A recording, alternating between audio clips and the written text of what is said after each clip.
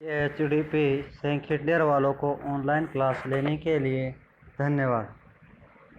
आज हम पढ़ेंगे नया टॉपिक जिसका नाम है टॉक्सोलॉजी। हिंदी में कहते हैं हम उसको विश्व विज्ञान। तो सबसे पहले विश्व विज्ञान की परिभाषा जानना बहुत ही ज़रूरी है, जो एग्ज़ाम में कई बार पूछ ली गई है। तो विश्व विज्ञान की परिभाषा है कि विज्ञान की वह शाखा जिसके अंतर्गत विषाक्तता के बारे में विस्तार पूर्वक अध्ययन करना ही टॉक्सोलॉजी कहलाता है। ये क्या हुई इसकी परिभाषा। अब टॉक्सोलॉजी के अंतर्गत कौन कौन से टॉक्सिन का अध्ययन किया जाता है उसके बारे में अध्ययन करेंगे। तो टॉक्सोलॉजी के अंतर्गत निम्न टॉक्सिन्स का अध्ययन किया जाता है, जैसे फाइटोटॉक्सिन। फाइटोटॉक्सिन के अंतर्गत किसका अध्ययन किया जाता है? विशेष पेड़ पौधों द्वारा हुई विषाक्तता को फाइटोटॉक्सिन कहते हैं। बैक्टीरियल टॉक्सिन यानी जीवाणुओं द्वारा होने वाली विषाक्तता को बैक्टीरियल टॉक्सिन कहते हैं। एंडोटॉक्सिन यानी शरीर की आंतरिक सतह पर होने वाली विषाक्तता को एंडोटॉक्सिन कहते हैं। और एक्सोटॉक्सिन यानी शरीर की बाह्य सतह द्वारा होने वाली विषाक्तता को एक्सोटॉक्सिन के नाम से जाना जाता है। इसी तरह अगला है माइकोटॉक्सिन, यानी माइकोटॉक्सिन फंगस द्वारा उत्पादित होने वाली विषाक्तता को माइकोटॉक्सिन कहते हैं। यानी जिस तरह से कई बार पशु फफूंदी नामक अनाज आदि को खा जाता है, तो उसमें फफूंदी जो हो जाती है अनाज के अंतर्गत, उसको हम माइकोटॉक्सिन के नाम से जानते हैं। इसी तरह जूटॉक्सिन यानी नीचे श्रेणी के प्राणियों द्वारा होने वाली विषाक्तता को हम जूटॉक्सिन कहते हैं। वीनम यानी सर्प के काटने से होने वाली विषाक्तता को वीनम के नाम से जानते हैं।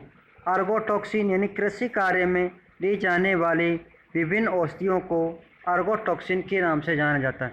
यानी कई बार पशुओं को हम हरा चारा या खरपतवार की दवा देने पर उस चारे को पशु को खिला देते हैं, तो उससे जो टॉक्सिन बनते हैं उसको हम अर्गोटॉक्सिन के नाम से जानते हैं, क्योंकि उसमें विभिन्न तरह की औषधियाँ हम छिड़काव के लिए या कृषि कार्य में काम लेते हैं, तो वो पौधों व पादप या फिर घास आदि को पशु खा जाता है, तो अर्गोटॉक्सिन के अंतर्गत आता है। इंडस्ट्रियल टॉक्सिन यानी फैक्ट्रियों के आसपास उगने वाली घासों से हुई विषाक्तता को हम इंडस्ट्रियल टॉक्सिन के नाम से जानते हैं। यानी जो फैक्ट्रियाँ होती है काफ़ी बड़ी बड़ी, उनके आसपास जो धुआं निकलता है या जो केमिकल वहाँ से उड़ता है, वो केमिकल वहाँ की जो घास फूस होती है उस पर जम जाती है और विभिन्न तरह के उनके अंतर्गत केमिकल्स होते हैं जो पशु को काफ़ी नुकसानदायक करते हैं। तो जिस फैक्ट्री के आसपास की जो घास होती है उसको पशु खा जाता है, तो उससे उत्पन्न टॉक्सिन को इंडस्ट्रियल टॉक्सिन के नाम से जाना जाता है। अब हमारा अगला टॉपिक ये है कि साधारण विष को डिटॉक्सिफाइड या विषहीन करने के लिए उपचार के लिए क्या चीज़ ज़रूरी है। यानी जब किसी पशु को साधारण विषाक्तता हुई है, तो उसके लिए हम क्या ट्रीटमेंट पशु को देते हैं जो जनरल ही काम ले जाते हैं, जैसे कैल्शियम बोरोग्लूकोनेट IV यानी 350 से 600 ml के आसपास, dextrose IV, sodium thiosulphate IV यानी IV रूट से हम इन औषधियों को हम काम लेते हैं, जिससे विषहीन हो जाता है, यानी डिटॉक्सिफाइड करने में सहायता मिलती है, जो जनरल ही मुख्य रूप से काम लेते हैं। अब हमारा इम्पोर्टेंट टॉपिक है कि किस बीमारी या किस विषाक्तता में जो लक्षण है उनके थ्रू स्पेसिफिक ट्रीटमेंट क्या है, उसके बारे में अध्ययन करेंगे। जैसे विषाक्तता को विषहीन करने के लिए स्पेसिफिक एंटीडोट क्या चीज़ है। यदि पशु को दौरे आ रहे हैं, यानी मिर्गी दौरे आ रहे हैं, तो उसके अंतर्गत किस औषधि को जनरल काम में लिया जाता है? उसके अंतर्गत लिया जाता है क्लोरल हाइड्रस और बारबुचरेट मुख्य रूप से काम लेते हैं।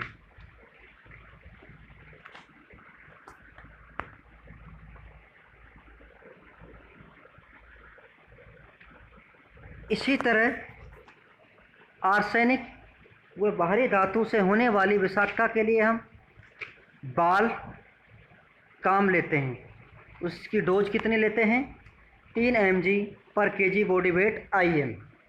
यानी जो आर्सेनिक यानी जो बाहरी धातुएं होती हैं, जो आपको बाहरी धातु कौन कौन से उनके बारे में पहले अध्ययन कर चुके हैं। तो उनसे जो विषाक्तता होती है उसमें BAL यानी बाल नामक औषधि काम लेते हैं, जिसको हिंदी में कहते हैं बाल को ब्रिटिश एंटी लिवोसाइट। तो उसके अंतर्गत 3 mg पर kg बॉडी वेट के अनुसार काम लेते हैं।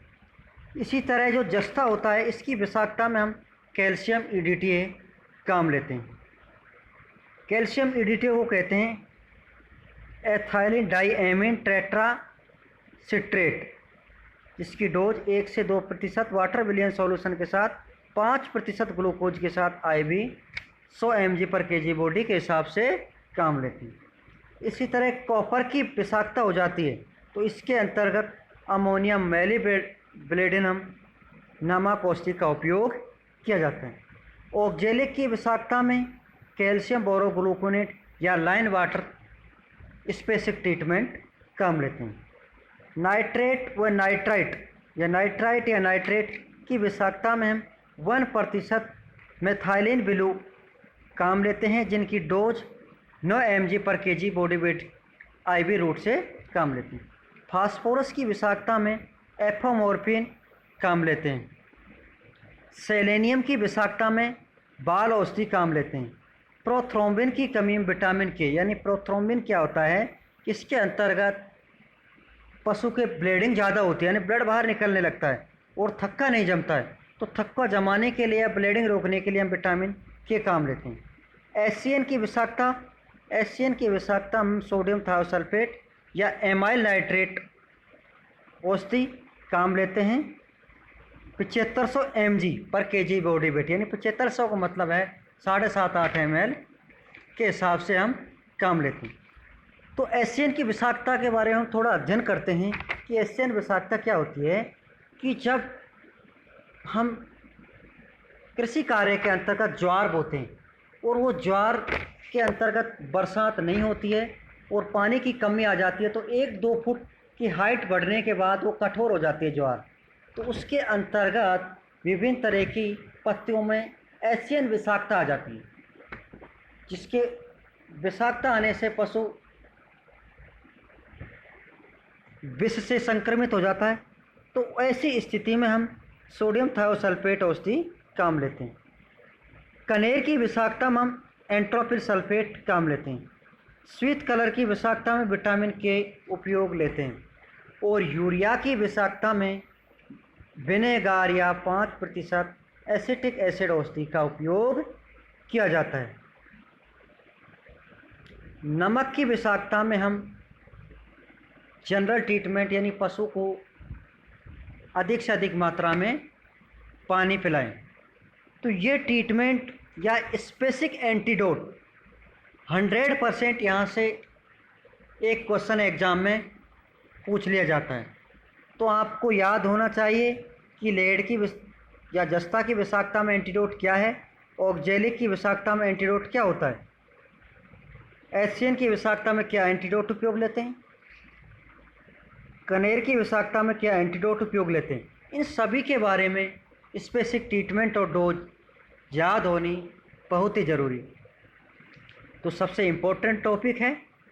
तो आज के लिए इतना ही काफ़ी है। अगली क्लास में हम अन्य टॉपिक के बारे में अध्ययन करेंगे।